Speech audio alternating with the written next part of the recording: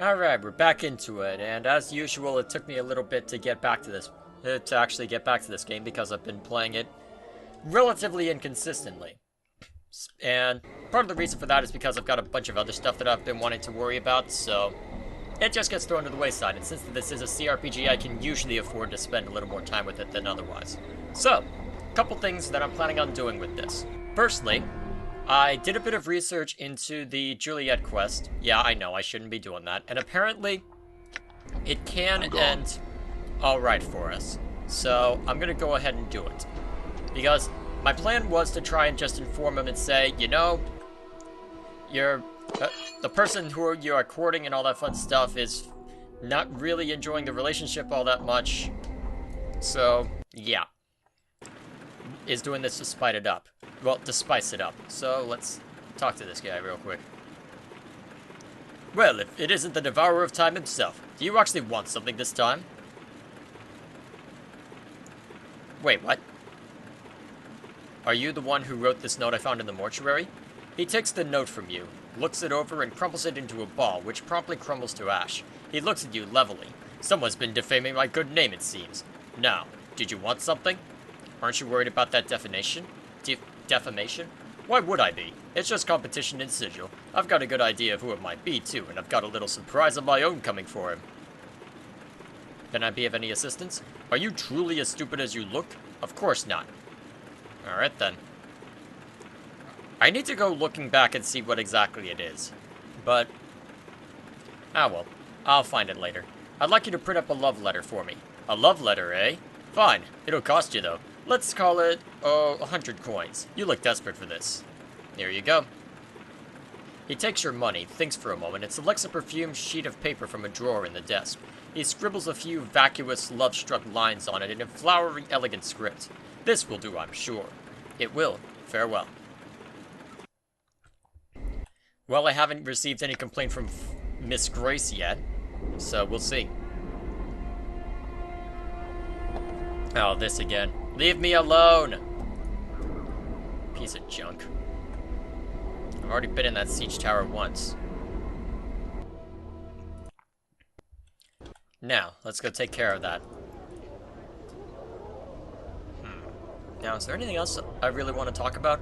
Okay, so I know that I can resolve that the way I want to, but the only other thing I want to do is I'm going to try and find Ravel for real this time. I'm just going to put a good chunk of my focus onto actually finding where Ravel is and getting that quest sorted out, because I really want to see how it'll all turn out. So I'm going to be putting a decent amount of focus on that, so that'll be my focus after I find Montague. Where the heck are you? Weren't you just out here?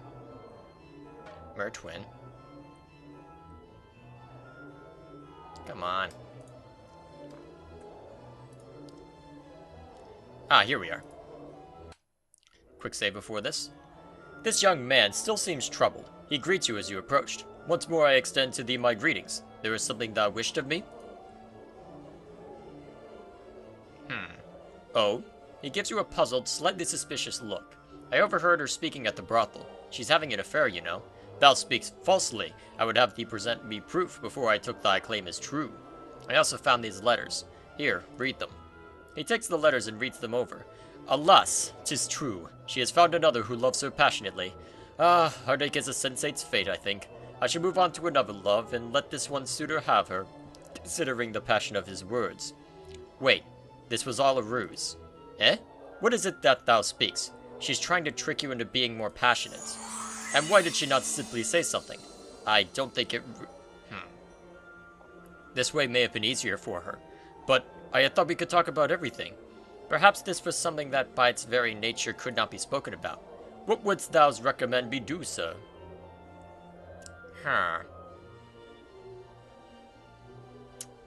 I'm not sure. What would I do? I mean, if I knew about this information, I'd probably use it as an example of maybe... I don't know. I'd probably say that to enjoy what you have, maybe talk about it with her, but honestly, I wish I had a third option of talking about it, but I don't know if I necessarily want to invoke Turnabout. Yeah, sorry. So, you know what? I'm gonna see what happens. We're doing... is that right, though? I mean, that is what she wanted. I mean, I'm giving her what she wants, but what if she But at the same time, you could want a punch in the face, and that's not necessarily healthy for you.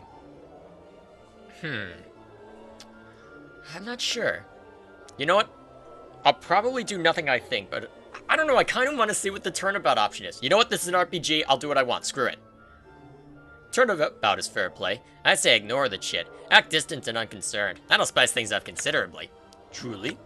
Trust me, kid. Start ignoring her. Create some friction. Leave her wondering, and they'll be clawing all over to discover what the matter is. Right, Chief? Yes. She'll think something's wrong, and for once he'll be playing the game rather than being the target. Aye, I like the sound of that very much. Good luck. I hope it works out. Farewell. And a farewell to thee as well, sir. Now, have some things to attend to. Should we meet again, we might speak more of the matter. Montague bows and turns to go. The flames grow within me. Because here's you. You are creepy. And I can't wait to dump you off on somebody else. I don't know if I will be able to do that. I don't know. Supposedly you can get a Mordron for a companion, but I have no idea what that would entail. Well, just for posterity's sake.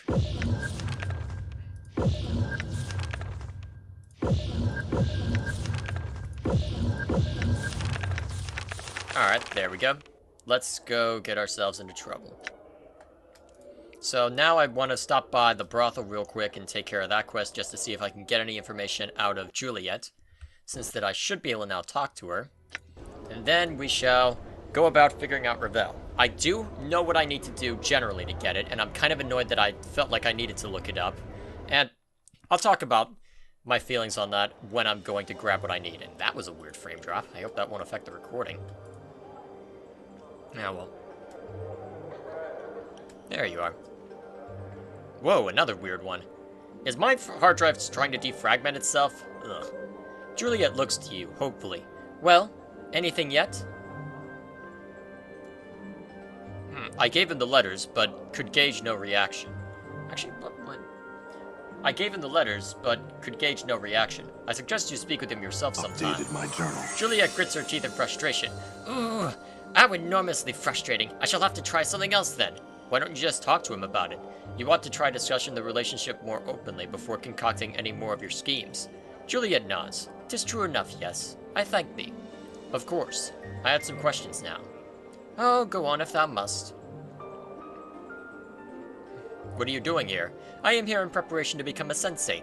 Mistress Grace is our teacher. All the prostitutes here are her students. Okay, blah blah blah. Okay, something's going on in the background. I might have to cut the recording real quick to check on that. What can you tell me about the silent prostitute? Oh, 'tis Echo thou speak of. They say she is sworn to never speak again for one reason or another. I cannot imagine why anyone would do such a thing. Odd. Do you know anything about Ravel Puzzlewell? Ravel Puzzle what? Who? Juliet appears perplexed. Is that truly someone's name? If it is, Yves might know of her. She knows myriad tales and can likely tell thee one of this Ravel. Okay, I need to check something real quick. The next chance I get, remind me to uninstall Cortana. Oh, I'm gone. Stupid! I'm gone. Well, that's fun. I wonder if I could get any more out of you.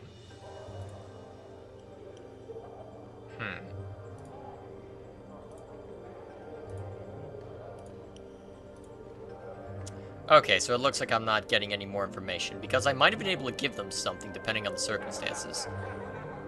This strange cubic creature seems to be as...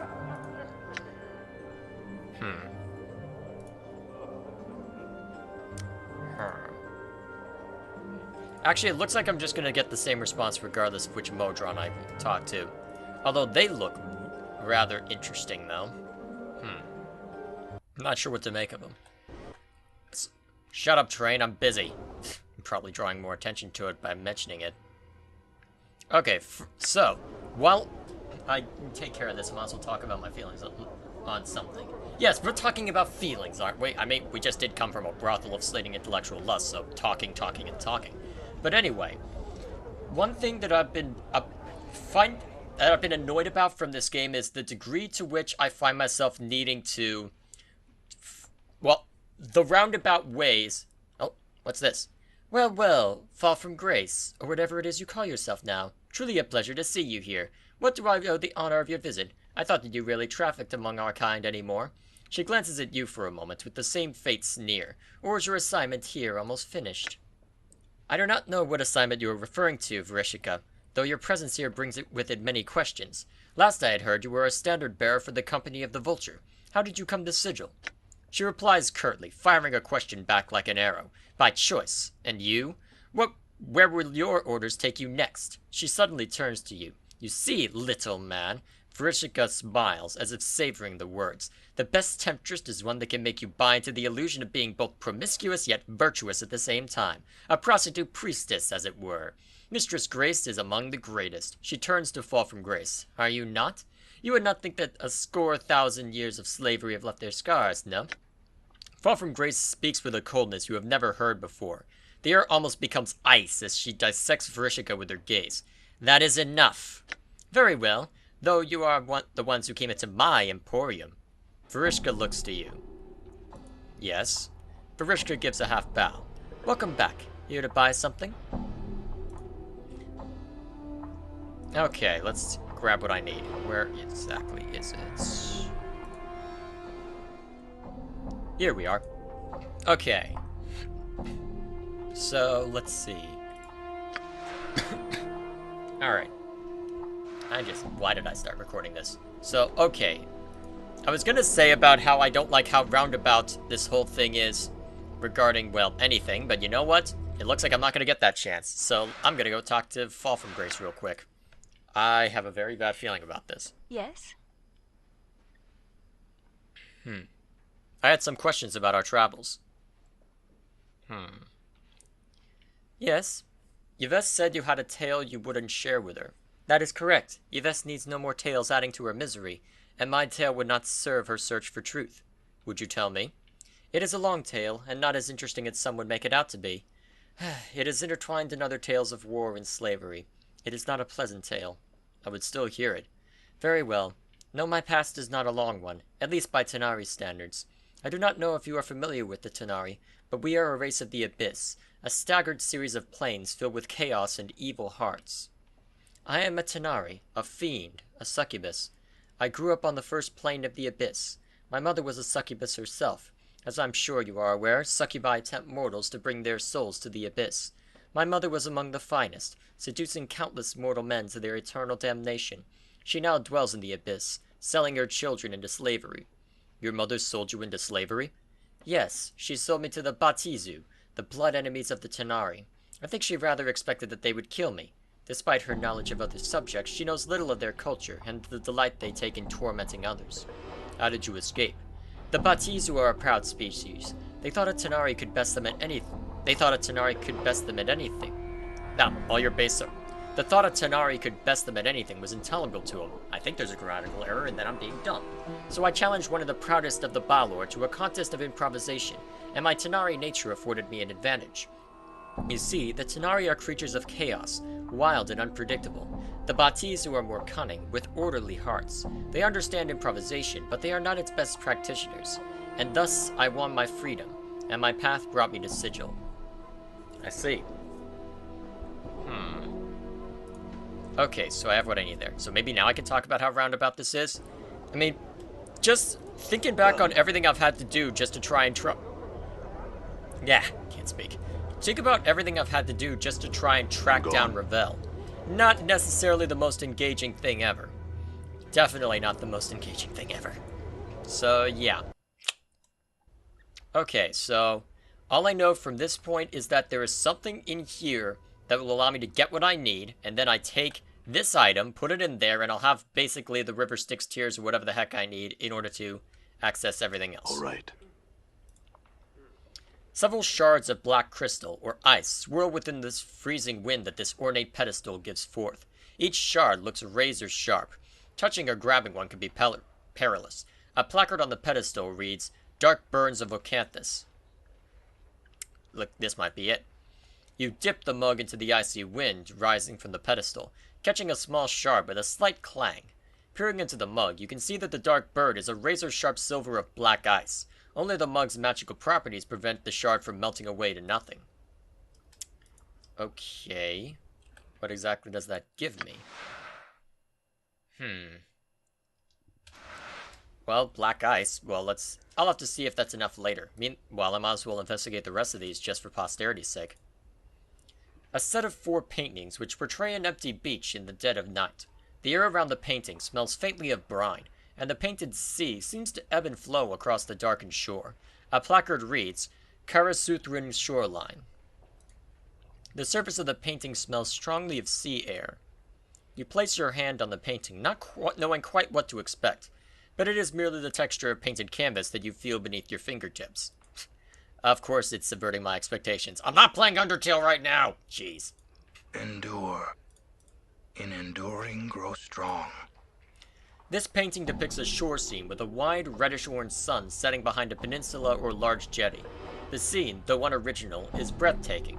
The play of the fading daylight across the water is captured perfectly, but staring at the painted sun for any length of time makes your eyes ache. A placard reads, Surface of Thalassia. Done. Okay. This painting shows an enormous granite keep, a hideous thing, long and low, covered in leering gargoyles, suspended in what looks to be the night sky. A cloud of crimson and violet vapor whirls in the background along the right side of the painting. A placard reads simply, The Library. Interesting. The hundreds of chips of translucent green glass which make up this stained glass window don't appear to be held together by anything, but rather remain free-floating and mysteriously suspended within the iron frame's boundaries. The shards ripple and move in slow waves, causing bizarre patterns to fluctuate across the window's surface, as various portions of it reflect the gallery's light in different directions. A small placard beside the window reads, Arcadian Stained Glass Window. Curiosity killed the cat. Knowing brought it back. You reach out to touch the undulating glass shards, but find you cannot do so. Your hand stops just short of the surface of the glass. You succeed only in bruising your knuckles. The glass may as well be sheet iron. I'm gone.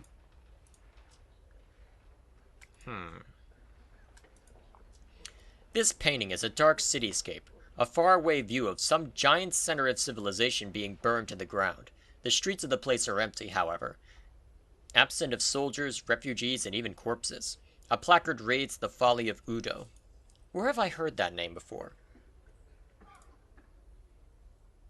I'll have to go looking at that later. This looks to be a subterranean landscape. A massive cavern interior filled with colorful, faintly luminescent, gigantic fungi. A placard reads Vale beneath East Clangeddon. Okay, this is a portrait of a grotesque, hook-nosed old crone. The hag's flesh is a sickly blue-green. Her eyes glow red like the embers of a dying fire. Her chin, long and sharp, juts forward in an extreme underbite.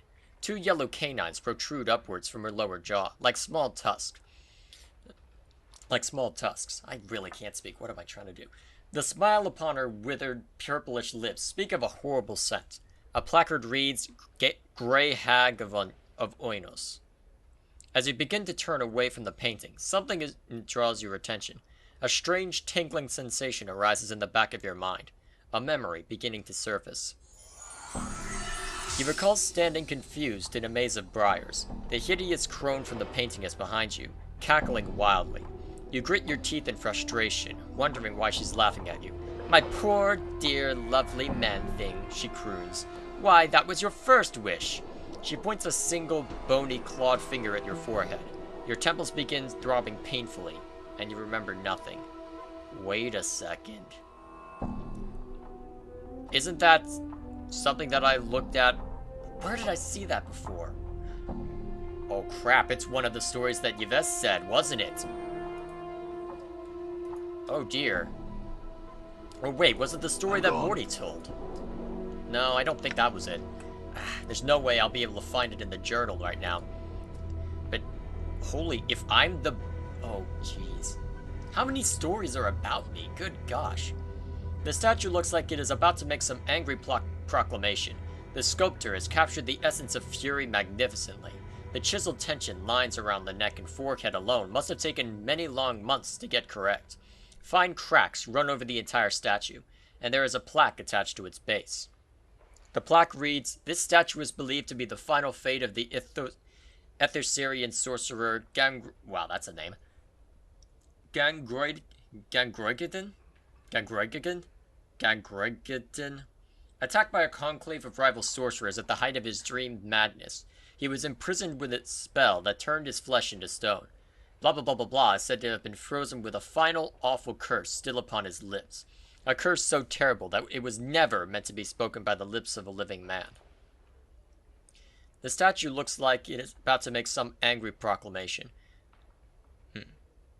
Okay. You carefully examine the cracks that run, like a network of fine black veins across the surface of the statue. At one point near its inner arm is a section where an entire splinter of stone looks ready to come off.